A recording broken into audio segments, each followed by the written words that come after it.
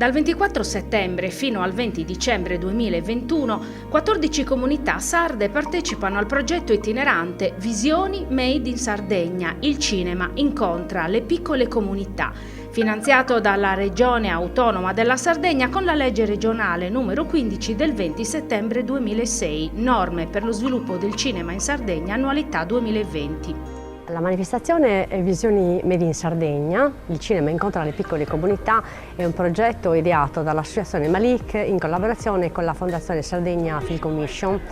Parte da Oniferi il 24 settembre per poi terminare il 20 di dicembre a Bitti. Sono 14 le comunità coinvolte, 14 comunità, piccole comunità dove il cinema non è presente. L'obiettivo del progetto è proprio quello, portare il cinema nelle piccole comunità dove il cinema non c'è e coinvolgere sia i più piccoli che gli adulti. Infatti la manifestazione,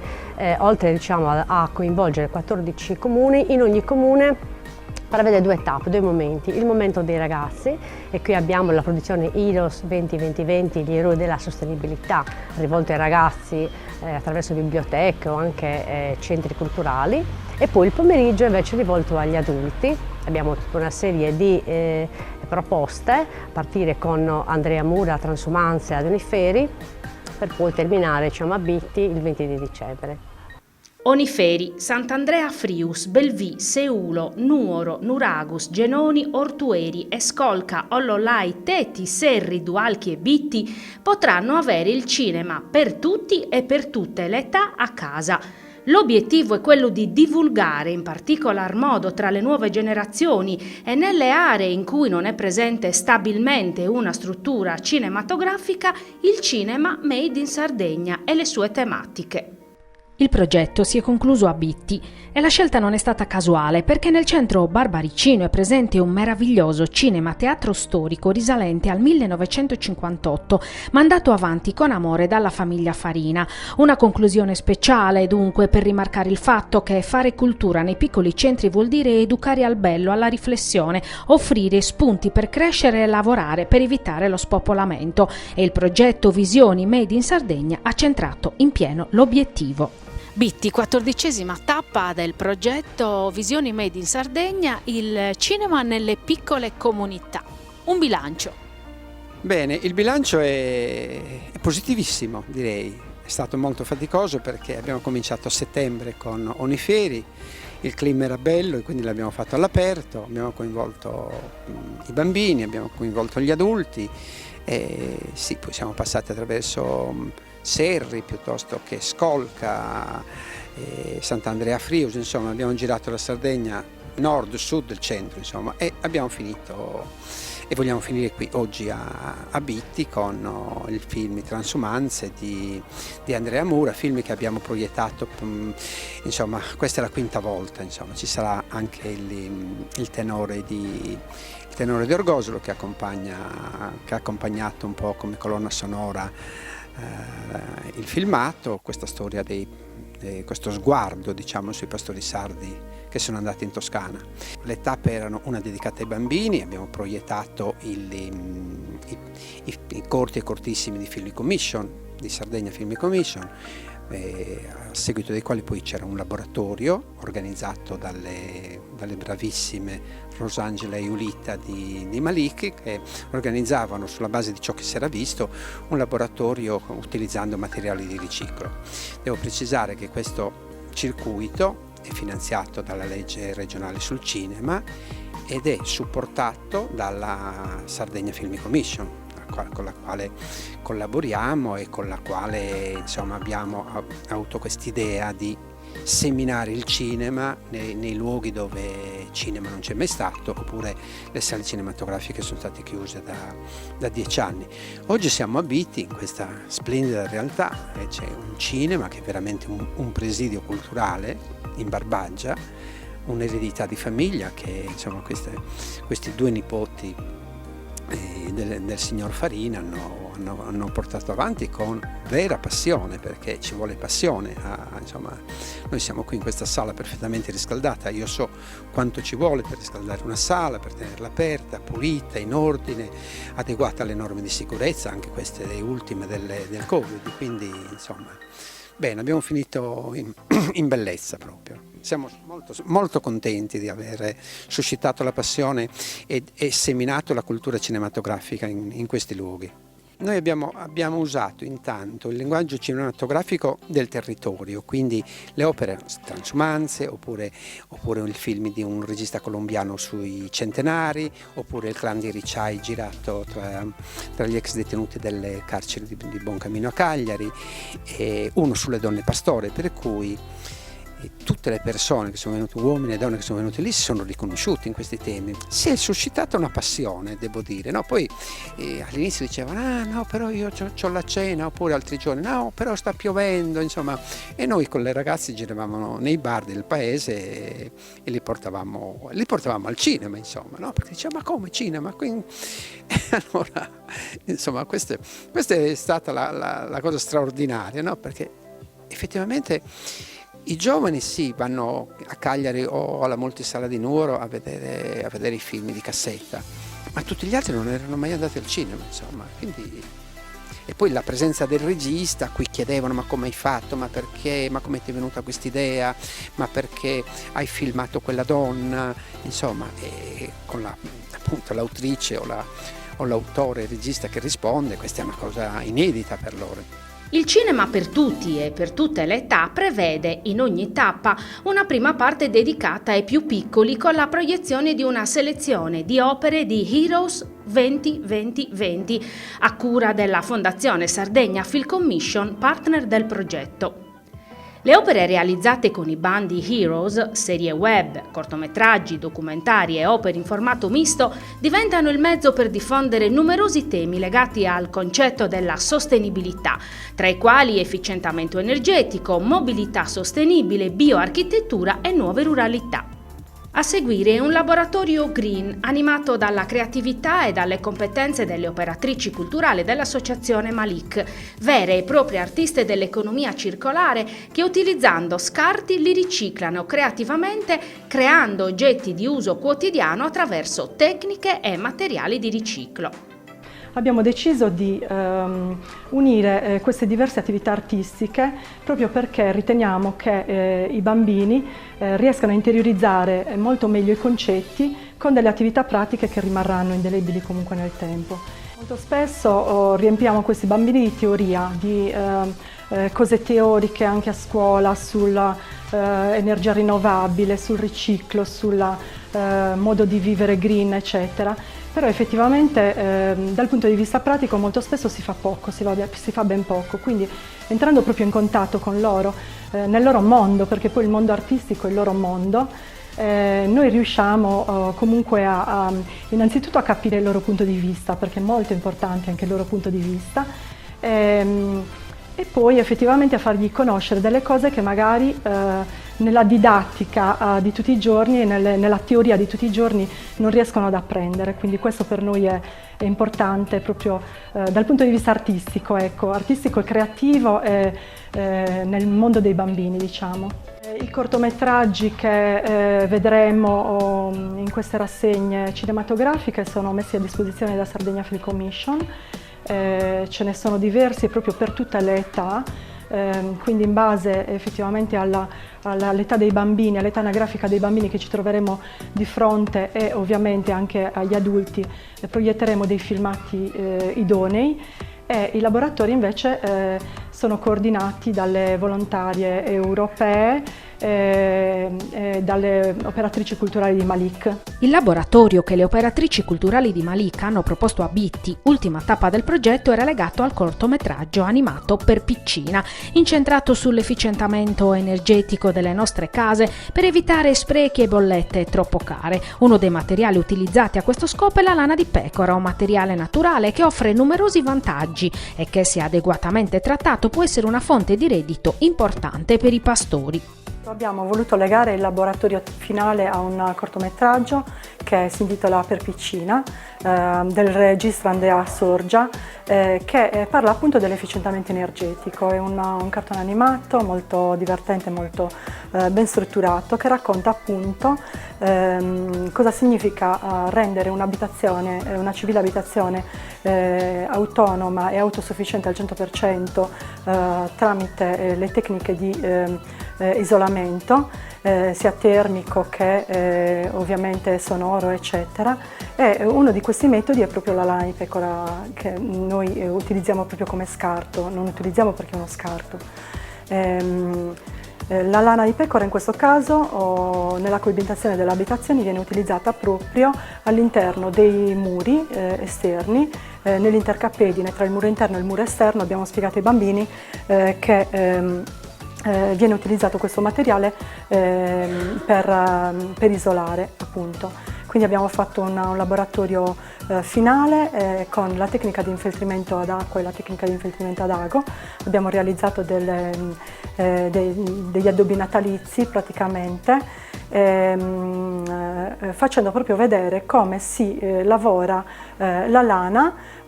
sia proprio dal punto di vista di materiale edilizio e materiale edile, che anche per fare artigianato artistico in questo caso. Quasi tutti i ragazzi hanno partecipato almeno una volta alla tosatura delle pecore, per cui abbiamo proprio raccontato cosa avviene dopo la tosatura delle pecore, dove viene conferita la lana, quindi quando viene utilizzata, quando nei pochi casi fortunati la lana viene utilizzata, quindi viene venduta alle filande o ai centri dove viene infeltrita appunto la lana per utilizzarla o per design o per materiale edile. E cosa effettivamente invece il pastore deve fare, appunto pagare per lo smaltimento, per stoccarla, proprio perché abbiamo spiegato ai bambini che è un materiale che non va in decomposizione, non può essere bruciato perché è ignifugo, quindi non va nel secco, non va nell'organico, ovviamente non va negli altri secchi della raccolta differenziata, per cui è proprio importante, proprio questi cortometraggi ci insegnano che è importante proprio riutilizzare questo materiale che purtroppo è uno scarto, ma può diventare appunto una materia prima molto importante, e questo deve partire proprio da noi, e quindi è un forte messaggio che vogliamo mandare già da bambini nel riuso proprio della lana di pecora sarda. Nella sezione dedicata agli adulti la scelta è caduta sul lavoro del regista Andrea Mura, Transumanze. La scelta di questo docufilm in un paese che da sempre vive di pastorizia come Bitti non è stata casuale, trattandosi di un racconto corale sulla grande migrazione dei pastori sardi in Toscana a partire dagli anni 60, una storia di lavoro, conflitti sociali, emancipazione nel passaggio dalla mezzadria all'industrializzazione. Transumanze descrive la vita di 6 famiglie provenienti da 6 piccoli paesi sardi: Austis, Busacchi, Galtellì, Illorai, Rune e Paoli Lattino, per metterne in luce la vicenda storica che percorre 3 generazioni. Andrea Mura, il regista, ci racconta come è nato il film documentario che è stato proiettato in prima assoluta al Documed, il Festival del Cinema Documentario Mediterraneo, che si è svolto a Tunisi dal 6 al 20 giugno 2021. Ho scoperto una storia grazie a un amico che è anche appunto l'autore del soggetto, che è Nicola Contini, che ha studiato per anni a Siena, e quindi ha scoperto questa bella avventura dei pastori sardi in Toscana. Tra l'altro è un tema, diciamo, anche un luogo comune che tutti sanno, no? Che ci sono tanti pastori dappertutto, in Toscana, in Emilia, nell'Alto Lazio, in Umbria, però pochi poi si interrogano e vanno a fondo nello scoprire perché ci sono questi pastori lì.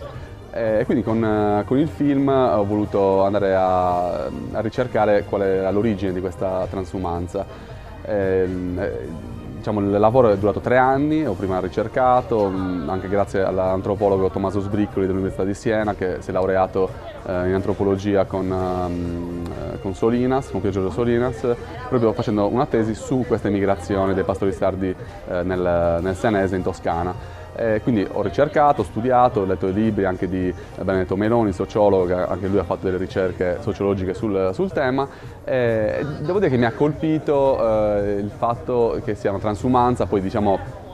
più che transumanza, diaspora sarebbe più corretto chiamarla, perché appunto è uno spostamento che non prevedeva poi il ritorno, perché in genere la transumanza appunto prevede un'andata e poi quando il tempo è migliore si ritorna, mentre in questo caso appunto le persone che sono trasferite lì l'hanno fatto per cercare terre, pascoli, e poi ci sono rimasti anche appunto quelli che ho incontrato io, di pastori di prima generazione, sono già 60 anni che sono in Toscana. Una delle protagoniste del film, Vittoria Sanna di Austis, era bambina, aveva 6 anni quando è andata, e i genitori le avevano detto che andava in vacanza, 10 giorni, 2 settimane, e invece è ancora lì. Io volevo all'inizio raccontare un po' tutta questa migrazione, quindi all'inizio del progetto pensavo di andare anche nel Lazio, fare tutta la Toscana, andare in Umbria, però poi mi sono reso conto che erano talmente tanti i pastori e le famiglie dei pastori sardi in Toscana che era difficile, ci sarebbero voluti forse 10 anni per finire il progetto. E quindi sono appunto sbarcato all'inizio a Siena, in provincia di Siena, Valdorcia, fino a Radicofani, Pienza, perché appunto avevo i contatti lì con Tommaso Sbrichio, l'antropologo, con l'Università di Siena. Dopodiché ho detto, insomma, ormai è già passato un anno, ho trovato un sacco di storie interessanti da raccontare, quindi mi sono fermato, un po' più per necessità, diciamo, che non perché intendessi fermare la ricerca lì.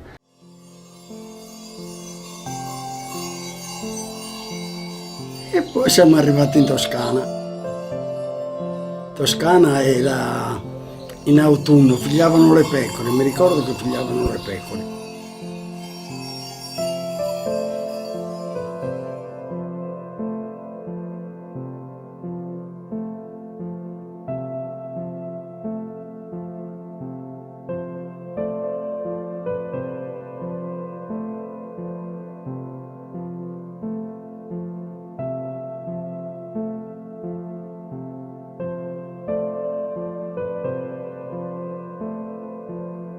Pritte tanto mi quieres tribulare, intendar de schire sagadoro, Gisella non ti posso contemplare, tumba gusto segreto a pisugoro.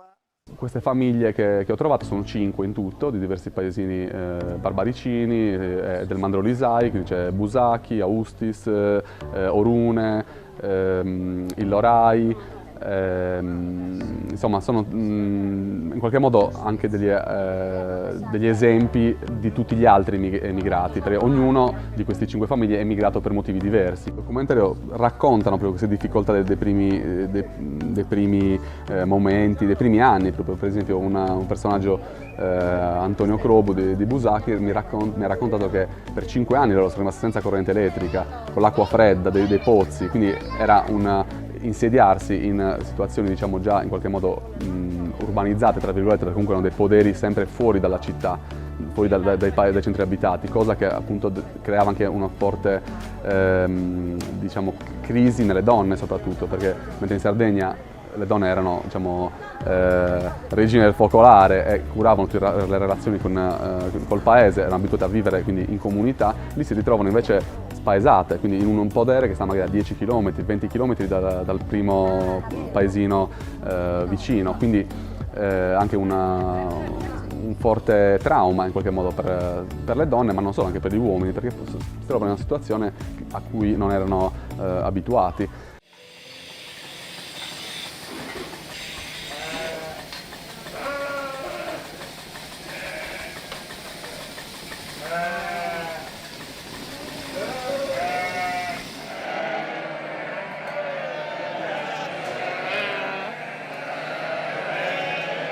La pecora sarda è una pecora che si adatta in qualsiasi parte del mondo, o freddo, caldo, o montagna o pianura, lei è una pecora che si adatta. E come noi sardi, anche noi sardi siamo fatti così, noi dove ci troviamo ci campiamo. Io ho intervistato infatti diciamo, le esponenti delle 3 generazioni, gli 80-90 anni, che sono i primi che sono arrivati, poi 50-60 anni che sono i figli, e poi i nipoti che hanno 20-30 anni e in molti casi portano ancora avanti l'azienda di famiglia. La prima proiezione, diciamo, che ho sentito particolarmente è stata quella di Siena a luglio, in cui sono venuti tutti i protagonisti del film. Quindi è stata un po' una restituzione, perché appunto in genere quando si fa un documentario spesso le persone cioè non capiscono cosa stai facendo, perché stai lì con loro tutto quel tempo, torni durante l'anno, insomma è un lavoro infatti un po' strano, perché non siamo abituati a essere seguiti da una telecamera. Quindi è stato un modo anche per insomma, restituire tutto il tempo e l'energia che mi avevano dato durante questi 3 anni di ricerca. Biti ultima tappa del progetto, Visioni Made in Sardegna, il cinema incontra le piccole comunità. Una tappa particolare anche perché Biti, tra tutti i paesi che hanno partecipato al progetto, è l'unico che ancora ha un cinema. Esatto, noi di questo siamo molto orgogliosi, perché come potete vedere anche voi una sala cinematografica di questo tipo credo che ce la invidino un po' dappertutto, anche una grande città, un cinema storico che ha fatto la storia del paese, ci ha accompagnato e che fortunatamente almeno in alcuni periodi dell'anno si riesce a riaprire e a usarlo come meglio è possibile. E potergli donare, poter riproiettare dei film, come in questo caso stasera con Transumanze, è davvero per noi un grandissimo orgoglio. Com'è che avete deciso di partecipare a questo progetto ideato e portato avanti dall'Associazione Malik in collaborazione con la Fondazione Sardegna Film Commission? Beh, noi siamo molto contenti che ci abbiano scelto. Il fatto stesso che abbiamo una sala cinematografica così bella ovviamente è stato uno dei motivi che ci hanno spinto ad accettare. Siamo sempre stati molto attenti a Biti al cinema, forse proprio perché la storia del paese in qualche modo si abbraccia alla storia di questo cinema, di questa sala, quindi c'è sempre stata una grande sensibilità nei confronti del cinema in generale, per cui noi ogni volta abbiamo l'occasione di riaprire il cinema, di poter dare delle prime visioni, aderiamo immediatamente senza dubbio, per cui quando abbiamo avuto la proposta di Malik non abbiamo esitato un attimo ad accettare naturalmente. Siamo anche molto contenti di essere l'ultima tappa, perché in qualche modo questa cosa in qualche modo mi sembra che chiudiamo in bellezza. Tra l'altro, come giustamente ha anticipato lei, si proietta Transumanze, che è proprio in tema con il lavoro che si svolge qua a Biti e con l'economia di Biti, che è prettamente agropastorale, quindi proprio mi sa che tutto torna. Sì, delle coincidenze che si sposano felicemente, perché anche appunto la scelta del film credo che a Biti sia in qualche modo voluta, no? Vista la nostra tradizione, la nostra economia, e credo che un film come questo a Biti verrà apprezzato e in qualche modo amato anche.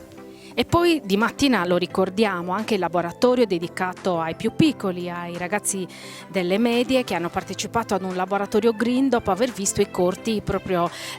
scelti tra il progetto, tra quelli insomma realizzati per il progetto Heroes 2020 della Fondazione Sardegna Film Commission. Sì, stamattina i ragazzi della prima media hanno avuto questa grande opportunità, siamo molto contenti anche perché non sempre è semplice coinvolgere quella fascia d'età. Noi abbiamo voluto e creduto che fosse importante coinvolgere i ragazzini un po' più grandetti, diciamo. So che sono stati, insomma, che si sono divertiti, che sono rimasti entusiasti, e quindi siamo molto contenti anche di questa scelta. Ringraziamo Malik e la Fondazione Film Commission anche per aver voluto proporre questi laboratori ai ragazzi più giovani. Siamo onorati di ospitare questa bellissima manifestazione. Biti è l'ultima tappa che si svolge in questo cinema storico del nostro paese, che è attivo dal 1958 addirittura. Siamo onorati e ringraziamo tantissimo l'associazione Malik e la Sardegna Film Commission. Speriamo che questa sia l'inizio di una bella liaison tra di noi, ecco, che ci porti a fare altre manifestazioni anche più belle.